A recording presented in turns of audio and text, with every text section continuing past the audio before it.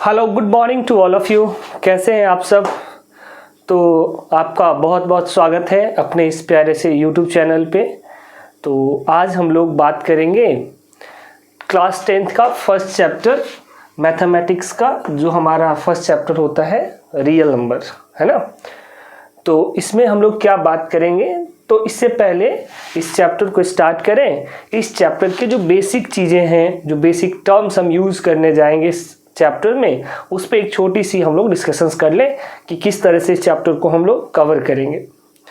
यदि आपके पास बुक है, कोई भी रेफरेंस बुक है या फिर एनसीईआरटी है, तो एक बार एनसीईआरटी बुक भी आप अपने साथ रख लें ताकि आपको समझने में और आसानी हो जाए, है ना। तो आइए देखते हैं। सबसे पहले जब हम रियल नंबर को देखेंगे, इस चैप्टर को ओपन करेंगे, तो इसमें कुछ कुछ हमारे पास टर्म्स लिखा मिलेगा जिसे समझना बहुत ज़रूरी है। इसमें एक टर्म में लिखा मिलेगा लेमा। यदि आप एनसीईआरटी है तो एनसीईआरटी ओपन करें, उसमें एक वर्ड आपको दिखेगा लेमा लिखा हुआ, एक अलग वर्ड आपको दिखेगा एल्गोरिदम। ये जो दो बेसिक वर्ड्स हैं जो इस चैप्टर को बहुत ज़्यादा इंटरेस्टिंग बनाता है ना। और जब आप इस वर्ड्स के बारे में अच्छे से इन्फॉर्मेशन आपको आ जाए तो आपको समझ में आएगा कि ये चैप्टर आपने पहले ही कर लिया था, बस उसी में थोड़ा सा कुछ इम्प्रूव कर दिया गया है और आप तक डिलीवर्ड किया गया है। तो आइए इस चैप्टर को समझने से पहले हम लेमा और एल्गोरिदम दोनों पे एक छोटा सा डिस्कशंस कर ले कि बेसिकली ये चीज़ क्या होता है। तो लेमा जो है बेसिकली एक तरह का प्रूवन स्टेटमेंट होता है जिसको कभी भी प्रूव करने की ज़रूरत नहीं होता है। हम उसे एज इट इज़ वैल्यूएबल मान लेते हैं, उसकी हम वैल्यू दे देते हैं, जिसे हम बाद में प्रूव करने की आवश्यकता नहीं होती है। जैसे हम कहते हैं sun rises in the east, तो ये क्या एक तरह का यूनिवर्सल ट्रूथ है, ये हम जानते हैं, ये हमारा एक प्रूवन स्टेटमेंट भी है और इसे हम एज इट इज़ ही मानते हैं। यदि आप ध्यान से देखें, यदि आप ज्योग्राफी में थोड़ा कुछ जानते हो तो आपको पता होगा कि सन एक स्टार है और स्टार का पोजीशन फिक्स होता है, तो ना तो सनराइज कर सकता है ना ही सेट कर सकता है। बेसिकली होता क्या है कि अर्थ हमारे अपने एक्सिस पे वेस्ट से ईस्ट की तरफ मूव कर जाता है और इसलिए हमें सनराइज और सनसेट जैसी चीज़ें देखने को मिलती है। लेकिन फिर भी क्या करें कि हमने एक यूनिवर्सल ट्रूथ माना है और सन को अपना एक रेफरेंस फ्रेम मान के हम कह देते हैं sunrise is in the east and set in the west. That means ये हम कह सकते हैं कि ये जो स्टेटमेंट हम कहते हैं, ये स्टेटमेंट हमारा एक प्रूवन स्टेटमेंट है और इस प्रूवन स्टेटमेंट जो है इसे आप लेमा कह सकते हैं। जैसे और कुछ भी एग्जाम्पल लें तो आप इस तरह से कर सकते हैं मिल्क इज़ वाइट, ये भी हमारा एक प्रूवन स्टेटमेंट है कि दूध जो है वो हमेशा उजला होता है, उजला ही होगा, और इसे आप प्रूव नहीं कर सकते, है ना। तो आप कह सकते हैं ये भी एक तरह का यूनिवर्सल ट्रूथ है जिसे आप लेमा ही कह दीजिए। फिर कहते हैं कोल इज ब्लैक, कोयला काला होता है, ऑब्वियस बात है भाई लेमा है, इसका मतलब ये पहले से स्टेटमेंट प्रूवन है, इसको प्रूव करने की कोई ज़रूरत नहीं है। ऐसी तरह से बहुत सारी चीज़ें हम देखते हैं जो हमारे आसपास में जो चीज़ें होती है, या बहुत सारा स्टेटमेंट ऐसा होता है जो पहले से प्रूव्ड होता है, जिसे प्रूव करने की ज़रूरत नहीं होता है। तो बेसिकली ऐसे स्टेटमेंट को हम क्या बोलते हैं, लेमा कह सकते हैं।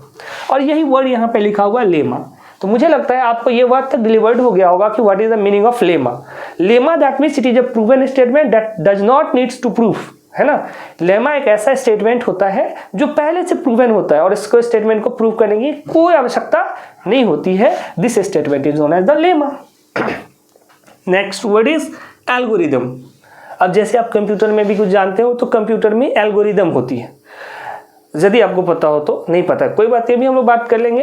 एल्गोरिदम क्या होता है? एल्गोरिदम बेसिकली एक स्टेप्स होते हैं, एक तरह का प्रोसेस होता है जिसमें क्या करते हैं हम स्टेप बाय स्टेप किसी प्रॉब्लम को सॉल्व करते हैं। यदि हमारे पास कोई चीज़ का प्रॉब्लम हो गया, जस्ट फॉर एग्जांपल मैं आपके सामने डिस्कस कर रहा हूँ, जैसे मान लीजिए आप साइकिल चला रहे हैं और साइकिल में किसी कारणवश कहीं से कोई आवाज़ निकल रही है, तो ऐसा तो नहीं होता कि जब हम मैकेनिक के पास उसे ले जाते हैं ठीक करवाने तो एक ही बार में तुरंत जो उसका प्रॉब्लम है, एक्चुअल जो प्रॉब्लम है वो तुरंत देख लेता है। आप देखते होंगे पहले वो स्टैंड लगाएगा, फिर उसे घुमाएगा, है ना, फिर वो प्रिडिक्ट करेगा कि भाई साउंड कहाँ से आ रही है। तो ये सब चीज़ें क्या हो रही है, स्टेप बाय स्टेप ही हो रहा है, अचानक से नहीं हो पा रहा है। अब उसी तरह से यदि आप मैथमेटिक्स पढ़ते हैं या कोई भी सब्जेक्ट्स पढ़ते हैं तो आप पढ़ने के दौरान या किसी चीज़ को सीखने के दौरान आप हमेशा कोई ना कोई एक स्टेप्स को फॉलो करते हैं, फिर वो स्टेप्स को फॉलो करते करते करते करते वो चीज़ों को आप सीख पाते हैं और आप तक वो नॉलेज जा पाता है। दैट मीन्स यदि आप कोई भी वर्क करते हैं, कुछ भी करते हैं, तो उसको करने के लिए कहीं ना कहीं कुछ स्टेप्स की ज़रूरत पड़ती है और उस स्टेप्स के थ्रू ही आप क्या कर सकते हैं, फाइनल रिजल्ट आपको फाइंड आउट होता है। दैट मीन्स हम कह सकते हैं कि algorithm is basically a steps या basically a process through which we solve the problem by step, है ना। एल्गोरिदम एक ऐसा प्रोसेस है जिस प्रोसेस के थ्रू हम किसी भी प्रॉब्लम को स्टेप बाय स्टेप सॉल्व करते हैं। और एक एग्जांपल से यदि मैथमेटिक्स के पॉइंट ऑफ व्यू से करें तो आप ऐसे समझिए, जैसे मान लीजिए कि मुझे कोई सिंपल बात करते हैं, जैसे मान लीजिए मुझे छोटा सा एडिशन ही करना है ना, जैसे एडिशंस करना है तो एडिशन करने का कुछ ना कुछ तो रूल्स हैं एंड कुछ ना रेगुलेशंस हैं। जैसे मान लीजिए इस छोटे से चीज़ों को यदि हम ऐड ऑन ही करते हैं तो आप ऐसे करते हैं 9 और 1 10 लिख देते हैं, फिर आप क्या लेते हैं, प्रोसेस है इसका क्या कि 0 लिखने के बाद इसकी जो 1 आ गई उसे हम कैरी करके ऊपर रखते हैं, ये फिर हम माइंड में ही रख लेते हैं, कुछ भी बात नहीं, फिर हम ऐड कर लेते हैं तो ये हो जाता है। दैट मीन्स यहाँ से लिख देते हैं 4। देखिए कहीं ना कहीं हम स्टेप्स यूज कर रहे हैं भाई, इसको ऐड करेंगे, इसका जो यूनिट डिजिट है वो लिखेंगे और जो टेंस डिजिट है वो कैरिंग करके दे देंगे इधर। तो कहीं ना कहीं हम स्टेप्स का यूज कर रहे हैं, कहीं ना कहीं प्रोसेस का यूज कर रहे हैं, और ये जो प्रोसेस है basically that is the algorithm. यानी एल्गोरिदम एक तरह का प्रोसेस हो गया जिस प्रोसेस के थ्रू हम अपने प्रॉब्लम को सॉल्व आउट करेंगे। तो मुझे यहाँ तक लग रहा है कि आपको 2 वर्ड्स में क्लियरिटी हो गई होगी, what is lemma and what is the algorithm. तो लेमा बेसिकली एक प्रूवन स्टेटमेंट होता है और इस प्रूवन स्टेटमेंट से को प्रूव करने की जरूरत नहीं पड़ता है। एल्गोरिदम एक प्रोसेस होता है जिस प्रोसेस के थ्रू हम किसी प्रॉब्लम को स्टेप बाय स्टेप क्या करते हैं, सॉल्व करते हैं, that is known as the algorithm. अब आपके माइंड में आ रहा होगा कि ये चीज़ें इस चैप्टर में क्यों, मतलब क्या ज़रूरत है इस चीज़ों का, इस चैप्टर से क्या लेना देना है। तो यदि आप 9th अभी क्रॉस किए हैं तो आपको एक जो मैथमेटिशियन है उनके बारे में तो आपको पता ही होगा, और इनका नाम था यूक्लिड्स। अभी आपने पढ़ा भी होगा 9th में यूक्लिड्स के बारे में ना, यूक्लिड्स ज्योमेट्री। तो उन्हीं का कंट्रीब्यूशन है इसमें, इस चैप्टर में। और उन्होंने यूक्लिड साहब ने कुछ लेमा दिया ज्योमेट्री में, है ना। ज्योमेट्री में आपको पता है यूक्लिड्स के कुछ पोस्टुलेट्स हैं, कुछ एक्जम्स हैं। तो जो वो एक्जम्स हैं बेसिकली, आप एक्जम्स जब आपको मैंने बताया था तो मैं आपको बताया कि एक्जम दैट मीन्स लेमा, है ना, इसका मतलब प्रूवन स्टेटमेंट होता है। तो यूक्लिड साहब का ज्योमेट्री में बेसिकली कुछ प्रूवन स्टेटमेंट है जिसे बोला जाता है यूक्लिड्स लेमा। यानी कि यूक्लिड साहब ने कुछ स्टेटमेंट ऐसे दिए जो बेसिकली पूरा प्रूवन था, जिसको प्रूव करने की ज़रूरत नहीं था, तो उसे बोला गया यूक्लिड्स लेमा। और उसी के साथ साथ यूक्लिड साहब ने कुछ एल्गोरिदम भी प्रोवाइड किए कि भाई आपको ज्योमेट्री में कोई प्रॉब्लम हो तो आप इस तरह से इस प्रोसेस के थ्रू आप सॉल्व आउट कर सकते हैं। तो उसका नाम दिया गया यूक्लिड्स एल्गोरिदम, यूक्लिड्स एल्गोरिदम। तो 2 वर्ड यूज हुआ, इसीलिए मैंने पहले आपको बता दिया लेमा क्या है, एल्गोरिदम क्या है। अब बेसिकली ये लेमा यूक्लिड साहब के द्वारा दिया गया था, that's why it is the Euclid's lemma. ये एल्गोरिदम किसके द्वारा दिया गया था, यूक्लिड साहब के द्वारा दिया गया था, इसलिए यूक्लिड्स एल्गोरिदम। अब हम लोग इस पे डिटेल से डिस्कस करेंगे। और ये चैप्टर हमारे लिए यदि आप देखें बोर्ड के अकॉर्डिंग देखें तो इससे हमें 5 मार्क्स के क्वेश्चंस हर ईयर पूछे जाते हैं। अप्रॉक्सीमेट ले रहा हूँ, 5 मार्क्स के क्वेश्चंस हर ईयर पूछे जाते हैं। तो अच्छा खासा मार्किंग स्कीम है इसके साथ, है ना। तो थोड़ा ध्यान से देखिए, और बहुत इंटरेस्टिंग चैप्टर है, बहुत इजी भी है, ठीक है। तो आइए इसमें हम लोग आगे बढ़ते हैं इस चैप्टर में। यहाँ थोड़ा सा काट दीजिएगा, अभी जो टाइम लगेगा इरेज करने में। ठीक चल रहा है, बहुत जबरदस्त, बहुत ही जबरदस्त, मजा आ गया। सही है ना सर, क्योंकि इस समय रजिस्ट्रेशन नहीं होना चाहिए, 10% होना है। चलो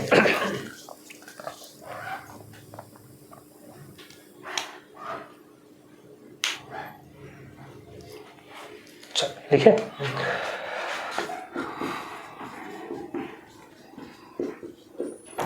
जहां लिख रहा हूं ना इसे हटा दीजिएगा। हाँ वो तो हटा, वो लिखा हुआ ही है।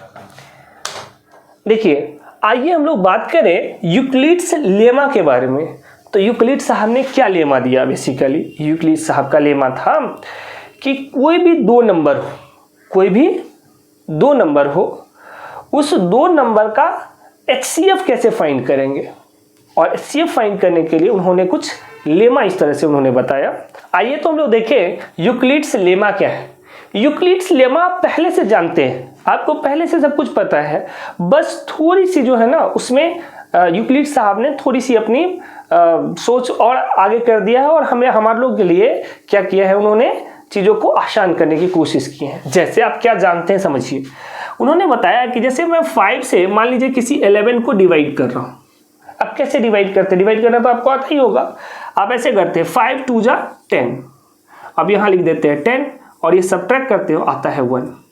और आपको यदि पता हो जब हम डिवीजन करते हैं तो डिवीजन का ये वाला जो पार्ट्स होता है ये कहलाता है डिविडेंड। डिविडेंड ये जो पार्ट है उसे बोलते हैं डिवाइजर, ये जो पार्ट है इसे बोलते हैं कोसेंट, और ये जो पार्ट है हमारा वो है रिमाइंडर। ये सब चीज़ें आपको पता होगा, है ना। मुझे लगता है ये सब चीज़ें आपको आ रही होगी। और यदि आपको ये बात पता है तो मुझे ये भी लगता है कि इसका फॉर्मूला भी आपको पता होगा। और आपको फॉर्मूला ये पता होगा कि यदि हमें डिविडेंड फाइंड करना हो, डिविडेंड फाइंड करना हो तो डिविडेंड का बेसिक फॉर्मूला होता है डिवाइजर इंटू कोसेंट। अब प्लस में रिमाइंडर, जब देखिए 5 2 जा 10 अब प्लस 1 कितना आ गया 11 आ गया। तो डिविडेंड का फॉर्मूला होता है, ये हम लोग बेसिक क्लास में भी पढ़े होंगे छोटे क्लास में। तो डिविडेंड का फॉर्मूला क्या होता है? डिवाइजर इंटू कोसेंट और प्लस में क्या आता है? रिमाइंडर। ये आप जानते होंगे, मुझे इसकी पूर्ण विश्वास है कि आपको ये बात पता होगा कि dividend equal to divisor into quotient plus remainder, ये सबको पता होगा। अब इसे जो आप प्रूफ करना है तो कर सकते हैं, लेकिन प्रूफ करने की कोई जरूरत नहीं है, तो इसीलिए आप इसे लेमा भी कह सकते हैं, ठीक है ना। अब इसमें यूक्लिड साहब, ये पहले से लोगों को पता था, यूक्लिड साहब ने थोड़ी सी इसमें इंप्रूवमेंट कर दिए जो हम लोगों के लिए बहुत अच्छा हो जाए। जिससे तो उन्होंने क्या कहा कि ऐसा किया कि उन्होंने कहा कि जो डिविडेंड है ना उसे आप ए मान लो, मतलब a means that means any number, और बोला जो डिविडेंड है ना उसे आप बी मान लो। कोई बात नहीं, मान लेंगे, उनकी बातों को मानना पड़ेगा। तो डिविडेंड को क्या बोला? ए, और डिवाइजर को क्या बोला उन्होंने? बी। और कोसेंट देखिए क्यू से स्टार्ट हो रहा है, तो इनका कहना था कि कोसेंट क्यू से स्टार्ट हो रहा है, क्यू ही मानो। और रिमाइंडर आर से शुरू हो रहा है तो बोला आर मान लो।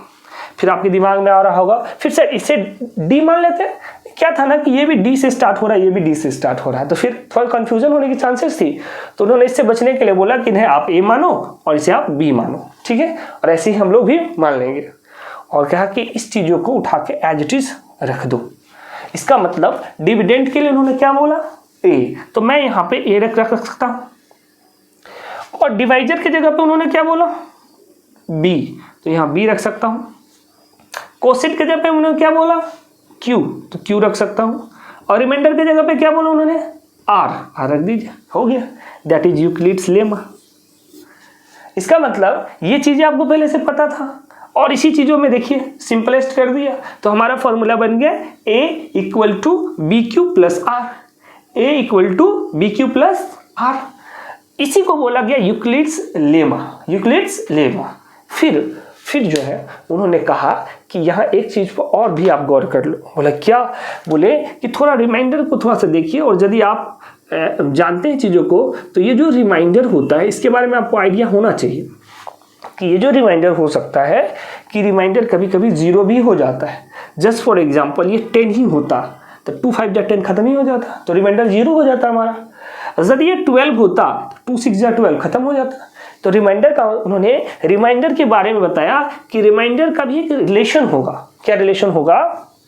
तो रिमाइंडर कभी कभी 0 मिल सकता है यदि आप किसी नंबर को डिवाइड करें तो।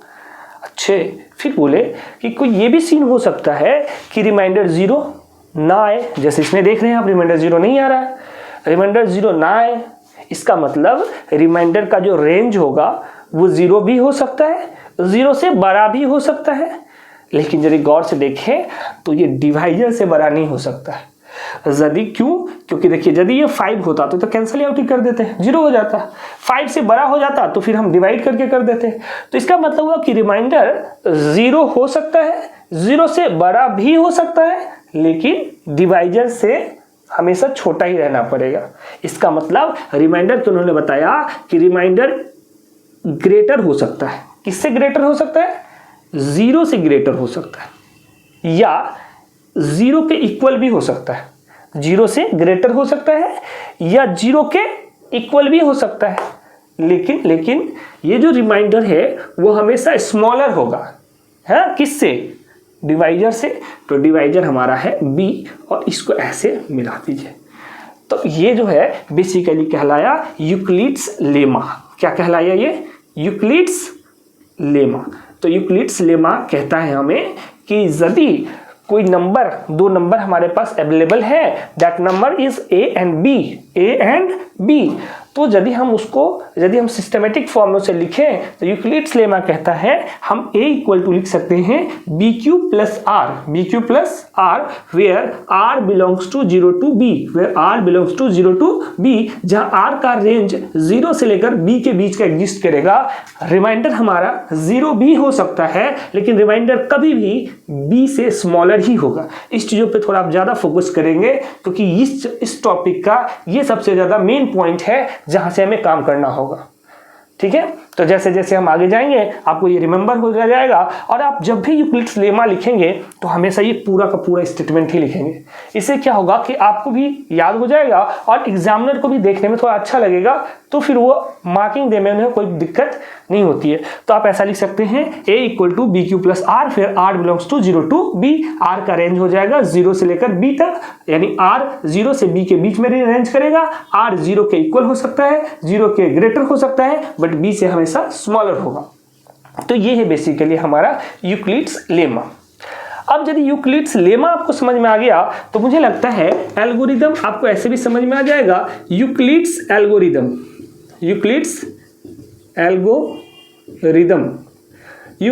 एल्गोरिदम समझिए। एल्गोरिदम के बारे में अभी आपको हमने बताया कि algorithm is a process. Algorithm क्या है? एक तरह का प्रोसेस है, और इस प्रोसेस से हम कोई ना कोई चीजों को क्या करते हैं, किसी प्रॉब्लम को फाइंड आउट करते हैं स्टेप बाय स्टेप, है ना। तो ये यूक्लिड्स के एल्गोरिदम क्या था? यूक्लिड्स ने एल्गोरिदम दिया कि यदि हमारे पास कोई 2 नंबर अवेलेबल है, 2 कोई भी नंबर है, तो उसका हम HCF फाइंड कर सकते हैं। जैसे कोई भी 2 नंबर है, जैसे फॉर एग्जांपल मान लेते हैं हमारे पास कोई 2 नंबर है, एग्जांपल में ले लेते हैं कोई भी 2 नंबर है, जैसे मान लीजिए 15 और 17 2 नंबर है हमारे पास, तो बोले हम इसका HCF फाइंड कर सकते हैं। एकदम आसान है, हम इसे तो डिवीजन मेथड से भी कर सकते हैं, हाँ कर सकते हैं, कोई दिक्कत नहीं है। लेकिन कभी कभी ना एग्जाम में क्वेश्चन जब आता है तो वहाँ पे लिख दिया जाता है find the HCF of this number by Euclid's algorithm. तो फिर आप ऐसे सिचुएशन में आप बताइए क्या डिवीजन करके करना सही तो नहीं होना चाहिए, क्योंकि एग्जामिनर ने क्लियरली लिख देगा कि find the HCF of this number by Euclid's algorithm. तो इसका मतलब हुआ कि कहीं ना कहीं वो हमें प्रोवोक कर रहा है कि आप यूक्लिड्स एल्गोरिदम का ही यूज करें, है ना। तो आप वहाँ डिवीजन से करेंगे तो गलत होने के चांसेस ज़्यादा है और गलत ही हो जाएंगे, है ना। तो आप यहाँ यूक्लिड्स एल्गोरिदम का ही यूज करें। अब ये यूक्लिड्स एल्गोरिदम होता क्या है? कुछ नहीं होता, ये बेसिकली इस एल्गोरिदम को वर्क करने के लिए इस लेमा की जरूरत पड़ती है। और आपको पता होगा कि एल्गोरिदम एक प्रोसेस होता है जो स्टेप बाय स्टेप चलता है, तो उस स्टेप में ये लेमा हम यूज करेंगे। इसका मतलब इस लेमा का हम यूज यहाँ पे कर लेंगे और इस लेमा के थ्रू ये प्रोसेस पूरा चलेगा। आप कैसे करेगा इसको हम 1-2 स्टेप से आपको समझा दें। जैसे देखिए ये जो हमारे पास 2 नंबर है, जैसे ही ये 12 और 17 2 नंबर आप देख रहे हैं, तो जो बिगर नंबर है उसको बोला गया कि आप उसे ए मेजर करो। ए जैसे आप लेमा भी देख रहे होंगे तो ए मेजर हो रहा है, और जो स्मॉलर नंबर इसमें दिख रहा है उसे बोला बी। ठीक है, ऐसा कर लीजिए, सबसे आसान तरीका है। तो आप इसे ए और बी में मेजर कर लीजिए और यहाँ लिख लिए बाय यूक्लिड्स लेमा। हम क्या लिख सकते हैं? a equal to B Q plus R, where r belongs to 0 to b। अभी आप एक्सपर्ट हो जाएंगे लिखते लिखते, और आप एज इट इज रखिए चीज़ों को। तो यहाँ पे आप लिख देंगे 17 इक्वल टू बी के जगह पे क्या रख सकते हैं? 12। अब देखिए यदि हम 12 से 17 को डिवाइड करते हैं, चाहे तो आप माइंड में कर लीजिए या चाहे तो आप रफली, इधर हम रफली आपको कर देते हैं। 12 से 17 को आप डिवाइड करते हैं तो 12 1 जा 12, 5 बच गया। इसका मतलब क्वोशिएंट हमारे पास कितना आ रहा है, 1 आ रहा है। तो आप यहाँ क्यू के जगह पे 1 रख दीजिए, क्यू की जगह पे कितना रख दीजिए, 1 रख दीजिए, और रिमाइंडर की जगह पे कितना आ रहा है, 5, और यहाँ लिखिए आर नॉट इक्वल टू 0। देखिए HCF जब भी हमें फाइंड करना होता है, रिमाइंडर अंटिल 0 हो जाना चाहिए, और जब तक रिमाइंडर 0 नहीं होगा हम प्रोसेस को कंटिन्यू तब तक करेंगे जब तक रिमाइंडर 0 ना आ जाए। अब क्या करेंगे नेक्स्ट प्रोसेस में, अब ये 5 से हम क्या करेंगे, इस वाले में डिवाइड करते हैं। यदि आप HCF से आपको करने आ रहा हो तो ये हो जाएगा 5 2 जा 10 और ये 2। हमें बस इसको एज इट इज लिख देना है। इसका मतलब अब हमारा A क्या हो गया, 12। इसका मतलब ये वाला नंबर ड्रॉबैक करके हम यहाँ लिख सकते हैं, इस वाले को बैक करके यहाँ लिख सकते हैं। देखिए आ गया, और ये क्या आ जाएगा, क्यूब हमारा कितना हो जाएगा 2, और रिमाइंडर फिर से हमारा कितना है 2। इसका मतलब अभी भी हमारा रिमाइंडर 0 नहीं हो रहा है। अब क्या करेंगे, इस 5 को फिर यहाँ लिख देंगे, इसकी कोई वैल्यू नहीं होगी, है ना। तो अब यहाँ से ये जो 2 है, ये 2 यहाँ आ जाएगा, और फिर इस 2 से डिवाइड करेंगे किसको, 5 को, तो 2 2 जा 4, है ना। तो अब यहाँ से लिख सकते हैं 2 प्लस ऑफ 1, अभी भी r नॉट इक्वल टू 0, अभी भी r 0 के बराबर नहीं जा रहा है। अब इसका मतलब ये 2 यहाँ आ जाएगा और ये 1 यहाँ आएगा, 1 इंटू 2, 2 प्लस ऑफ 0, इसका मतलब आप r यहाँ से क्या आ गया, 0। और मैंने आपको बताया कि जब तक रिमाइंडर 0 नहीं होगा हम तब तक डिवीजन का प्रोसेस चालू रखेंगे। और देखिए ये हमारा क्या आ रहा है, 0 आ गया। इसका मतलब हुआ कि जिस डिवाइजर से रिमाइंडर 0 आ रहा है वही हमारा HCF है। तो हमारा डिवाइजर कौन है, 1 है। इसका मतलब आप यहाँ से लिख सकते हैं HCF ऑफ 12 एंड 17 क्या हो जाएगा, ये 1 हो जाएगा। तो मुझे लगता है आपको कुछ ना कुछ आइडिया लग गया होगा कि एल्गोरिदम क्या है। मैंने अभी क्वेश्चन आपको इसलिए कराया ताकि आपको एल्गोरिदम समझ में आए। जब हम आगे इसमें 2-4 क्वेश्चंस करेंगे तो आप इसके एक्सपर्ट हो जाएंगे, है ना। तो इसमें देखिए क्या है कि यदि 2 नंबर हमारे पास गिवन है A और B, तो सबसे पहला हमारा वर्क होगा कि हम यूक्लिड्स लेमा को एज इट इज लिख दें। और यूक्लिड्स लेमा क्या है, A equal to B Q plus R, फिर R belongs to 0 to B, ऐसा हम लिखेंगे। उसके बाद हम क्वेश्चंस में A और B तो पहले ही फाइंड करेंगे, जो ग्रेटर नंबर है उसे A ले लेंगे, स्मॉलर नंबर को हम B ले लेंगे और एज इट इज कर देंगे। और फिर हम डिवीजन के प्रोसेस को शुरू करेंगे और तब तक डिवाइड करते चलेंगे, तब तक डिवाइड करते चलेंगे जब तक कि रिमाइंडर 0 ना आ जाए। और जब रिमाइंडर 0 आ जाएगा और जिस डिवाइजर के थ्रू रिमाइंडर 0 आया वो डिवाइजर ही हमारा HCF हो जाएगा उस नंबर का। तो आई विश आपको यहाँ तक समझ में आया होगा, और इससे रिलेटेड क्वेश्चंस हम नेक्स्ट वीडियो में आपके साथ शेयर करेंगे। और यदि आपको अच्छा लगा तो चैनल को सब्सक्राइब एंड ये जो वीडियो है इसको आप और लोगों तक भी शेयर कीजिए ताकि हम लोग ज़्यादा से ज़्यादा लोगों तक अपनी बात को पहुंचा पाए। Thanks to all of you to watching this video.